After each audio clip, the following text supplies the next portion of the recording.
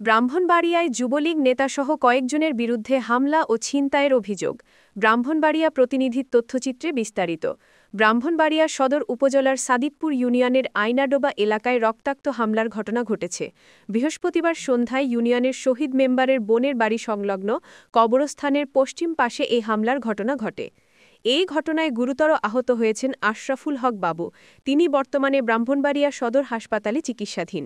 আহতের বড় ভাই মোহাম্মদ শহীদুল হক বাদীহুরে সদর মডেল থানায় একটি লিখিত অভিযোগ দায়ের করেছেন।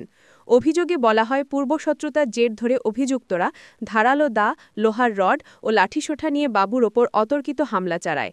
এলোপাথারি মারধরের এক পর্যায়ে বাবুর মাথা ও হাতে দা দিয়ে কোপ দিলে তিনি গুরুতর জখম হন। পরে লাঠি রড দিয়ে পিটিয়ে শরীরের বিভিন্ন স্থানে জখম করে।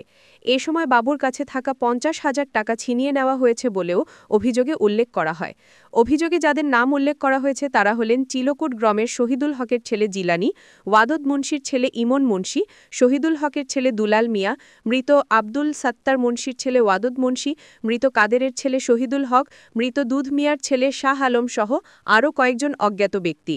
এছাড়াও সদর উপজেলা যুবলীগের সাংগঠনিক সম্পাদক মোহাম্মদ সোহেল রানার বিরুদ্ধে হামলার সরাসরি সম্পৃক্ত থাকার অভিযোগ এনেছেন ভুক্তভোগীরা। এ বিষয়ে সদর মডেল থানার ভারপ্রাপ্ত কর্মকর্তা মোহাম্মদ আজহারুল ইসলাম বলেন, লিখিত অভিযোগ পেয়েছি, তদন্ত করে আইনগত ব্যবস্থা নেওয়া হবে। গতকালকে আমি ব্রাহ্মণবাড়িয়া আসতে রওনা দিয়েছি বাড়ি থেকে। আমাদের বাড়ি গ্রাম থেকে আসার সময় সন্ধ্যার সময় কোনো যাত্রী পাওয়া যায় না, ও এখান থেকে শুধু যাত্রী যায়।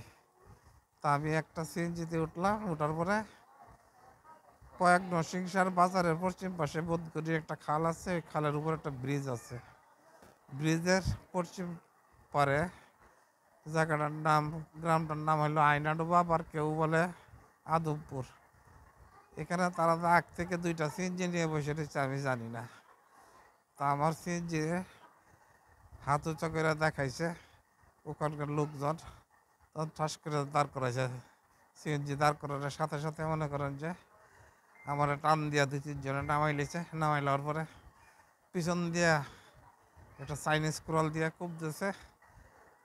এটা আর একজনে একটা ছুরি দিয়া পেটের দিকে ছুরি মারলো। মারার পরে আমি হাত দিয়ে ঠাকাই দিকে যাওয়ার পরে এখানে লাগছে। যে ছুরি মারছে এর নাম হইল ইমন মুন্সি, আর যে পিছন থেকে কুড়াল মারছে ওর নাম হইল জিলানি। এরা ৭-৮ জন এলোপাতারিভাবে লাথি ঘুষি যত রকমের আছে, আমি কোনো কিছু দেখি নাই। মানে চোখে দেখার মতন কোনো শক্তি আমার নাই। ৫ থেকে ৭ মিনিটের ভিতরে তারা চলে যায়। ২ সিএনজির পরে আমি আমার এক সিএনজি ড্রাইভারে ওখান থেকে রাস্তার থেকে নিয়ে আসে মধ্যপাড়া পর্যন্ত। তখন আমি আমার ভাইকে ফোন দিই। আমার ভাই আর আমার এক বন্ধু মেড্ডা সবুজ পার্ক থেকে যাই ওখান থেকে হাসপাতালে নিয়ে আসে। আমার উপরে যারা হামলা করছে এবং অতীত থেকে যারা আমাকে হুমকি দিয়ে আসতেছে, তাদের আমি কঠোর বিচার চাই, কঠোর বিচার। তাদের বিচার যদি না হয় তাহলে আমি আবার পুনরায় আক্রান্ত হব। ওদের কাছ থেকে আমি রেহাই পাবো না। করেন যে চিলকুট থেকে নয়নপুর আসার সময় রাস্তায় আক্রমণ করছে। শহীদ মেম্বারের বড় ছেলে তারা নিয়ে আরও কয়েকজন লোকজন নিয়ে উদুত মিয়া, তারপরে উদুত মিয়ার বাবা, ওনারা সবাই মিললা আমার বাইরে রাস্তার মধ্যে খুব মারধর করছে।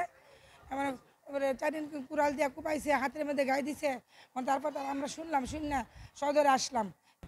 এখন আমরা চাই যারা এই ঘটনা করছে তাদেরকে আইনের আওতায় না দ্রুত বিচার করার জন্য আমরা সুষ্ঠু বিচার চাই। হৃদয়ের কসবা টিভি, কসবা টিভির সাথে থাকুন, কেটিভিকে লাইক, শেয়ার, কমেন্ট করুন।